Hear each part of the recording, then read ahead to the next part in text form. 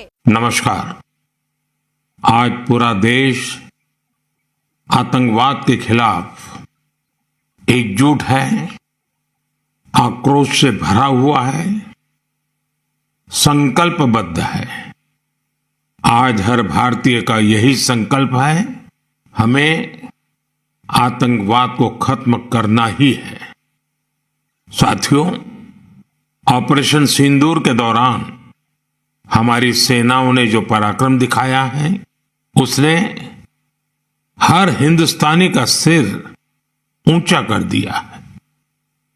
जिस प्रिसीजन के साथ, जिस सटीकता के साथ हमारी सेनाओं ने सीमा पार के आतंकवादी ठिकानों को ध्वस्त किया, वो अद्भुत है।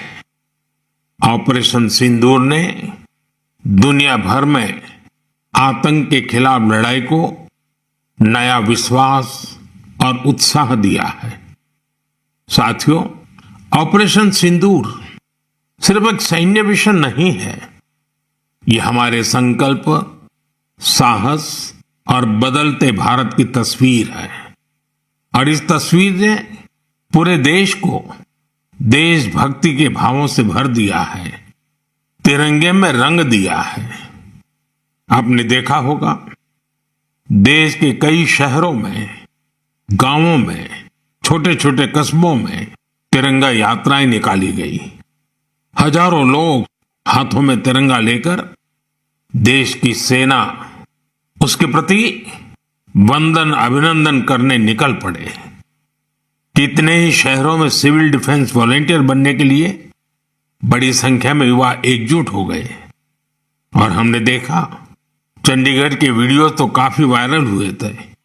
सोशल मीडिया पर कविताएं लिखी जा रही थी, संकल्प गीत गाए जा रहे थे, छोटे छोटे बच्चे पेंटिंग्स बना रहे थे जिनमें बड़े संदेश छुपे थे।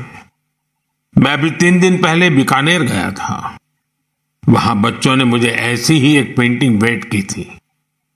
ऑपरेशन सिंदूर ने देश के लोगों को इतना प्रभावित किया है कि कई परिवारों ने इसे अपने जीवन का हिस्सा बना लिया है।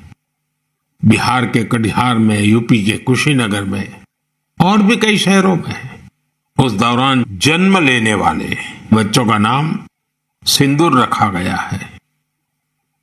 साथियों, हमारे जवानों ने आतंक के अड्डों को तबाह किया।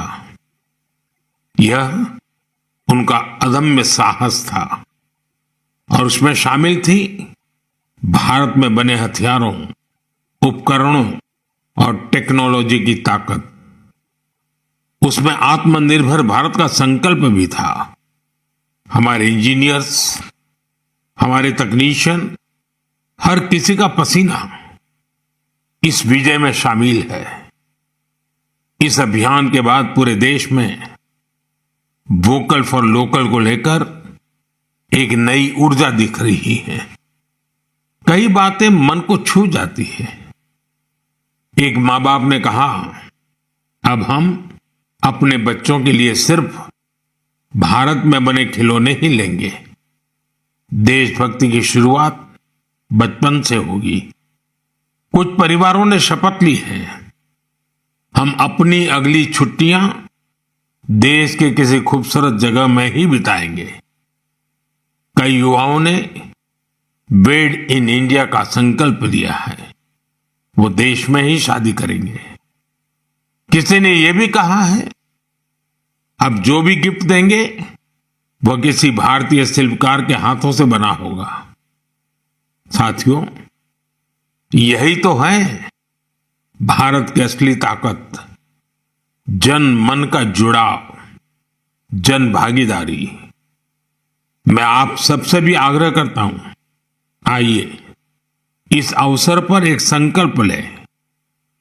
हम अपने जीवन में जहां भी संभव हो देश में बनी चीजों को प्राथमिकता देंगे। यह सिर्फ आर्थिक आत्मनिर्भरता की बात नहीं है, यह राष्ट्र के निर्माण में भागीदारी का भाव है। हमारा एक कदम भारत की प्रगति में बहुत बड़ा योगदान बन सकता है। साथियों, बस से कहीं आना जाना कितनी सामान्य बात है। लेकिन मैं आपको एक ऐसे गांव के बारे में बताना चाहता हूं जहां पहली बार एक बस पहुंची। इस दिन का वहां के लोग वर्षों से इंतजार कर रहे थे और जब गांव में पहली बार बस पहुंची तो लोगों ने ढोल नगाड़े बजाकर उसका स्वागत किया। बस को देखकर लोगों की खुशी का ठिकाना नहीं था।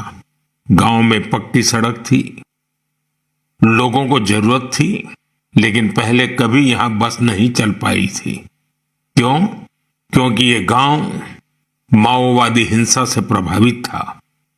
यह जगह है महाराष्ट्र के गढ़चिरौली जिले में और इस गांव का नाम है काटेजरी। काटेजरी में आए इस परिवर्तन को आसपास के पूरे क्षेत्र में महसूस किया जा रहा है। अब यहां हालात तेजी से सामान्य हो रहे हैं। माओवाद के खिलाफ सामूहिक लड़ाई से अब ऐसे क्षेत्रों तक भी बुनियादी सुविधाएं पहुंचने लगी हैं। गांव के लोगों का कहना है कि बस के आने से उन लोगों का जीवन बहुत आसान हो जाएगा। साथियों, मन की बात में हम छत्तीसगढ़ में हुए बस्तर ओलंपिक और माओवाद प्रभावित क्षेत्रों में साइंस लैब पर चर्चा कर चुके हैं। यहां के बच्चों में साइंस का पैशन है, वो स्पोर्ट्स में भी कमाल कर रहे हैं। ऐसे प्रयासों से पता चलता है कि इन इलाकों में रहने वाले लोग कितने साहसी होते हैं। इन लोगों ने तमाम चुनौतियों के बीच अपने जीवन को बेहतर बनाने की राह चुनी है। मुझे यह जानकर भी बहुत खुशी हुई कि 10वीं और 12वीं की परीक्षाओं में दंतेवाड़ा जिले के नतीजे बहुत शानदार रहे हैं। करीब 95% रिजल्ट के साथ ये जिला 10वीं के नतीजों में टॉप पर रहा। वहीं 12वीं की परीक्षा में इस जिले ने छत्तीसगढ़ में 6ठा स्थान हासिल किया। सोचिए, जिस दंतेवाड़ा में कभी माओवाद चरम पर था, वहां आज शिक्षा का परचम लहरा रहा है। ऐसे बदलाव हम सभी को गर्व से भर देते हैं। मेरे प्यारे देशवासियों, अब मैं लायंस, शेरों से जुड़ी एक बड़ी अच्छी खबर आपको बताना चाहता हूं।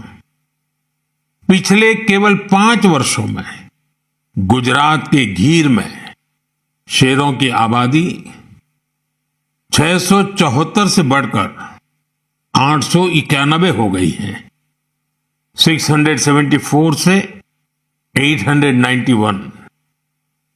लायन सेंसस के बाद सामने आई शेरों की ये संख्या बहुत उत्साहित करने वाली है। साथियों, आप में से बहुत से लोग यह जानना चाह रहे होंगे कि आखिर ये एनिमल सेंसस होती कैसे है।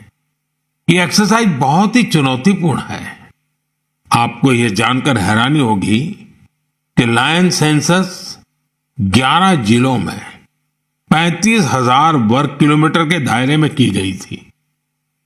सेंसस के लिए टीमों ने राउंड द क्लॉक यानी 2400 घंटे इन क्षेत्रों की निगरानी की। इस पूरे अभियान में वेरिफिकेशन और क्रॉस वेरिफिकेशन दोनों किए गए।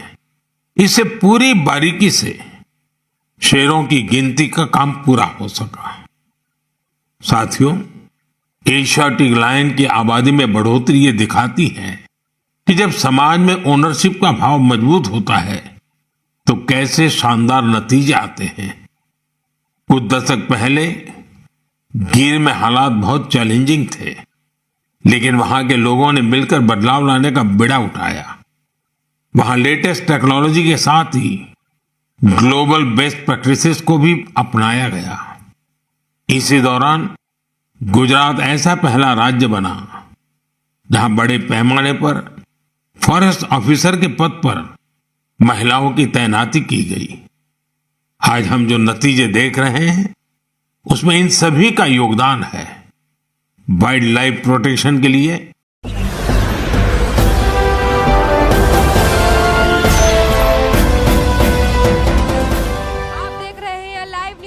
99 राष्ट्र सबसे पहले।